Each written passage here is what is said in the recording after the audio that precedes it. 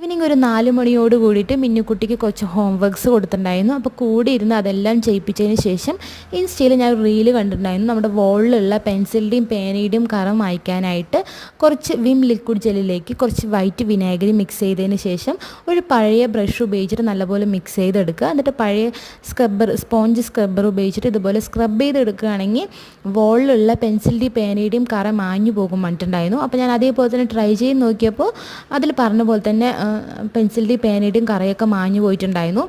അപ്പോൾ ഞാൻ ഈ ടിപ്പ് നിങ്ങളായിട്ട് ഷെയർ ചെയ്തതാണ്. ഞാൻ ട്രൈ ചെയ്യാൻ നിന്നില്ല. 1-2 പെൻസിലിൻ്റെ കറയാണെങ്കിൽ മാഞ്ഞു പോകും. പക്ഷേ ഇവിടെ വീട് വോള് ഫുള്ളായിട്ടും മിന്നുക്കുട്ടിയുടെയും മാഷുക്കുട്ടിയുടെയും ഡ്രോയിങ്സ് കൊണ്ട് നിറഞ്ഞിരിക്കുകയാണ്. അപ്പോൾ ഞാനത് ഒരുപാട് ട്രൈ ചെയ്യാൻ നിന്നില്ല. അപ്പോൾ ഈ ടിപ്പ് നിങ്ങൾ ട്രൈ ചെയ്ത് നോക്കുക. അതിനുശേഷം പിന്നെ ഡിന്നർ സിമ്പിളായിട്ട് തന്നെ ഉണ്ടാക്കിയെടുത്തു. സൺഡേ സ്പെഷ്യൽ ബീഫ് ഗ്രേവിയും ബൂരിയും പിന്നെ കുറച്ച് റൈസും ഉണ്ടായിരുന്നു. ഇന്നത്തെ മിനി വ്ളോഗ് ഇത്രയേ ഉള്ളൂ. നാളെ കാണാം.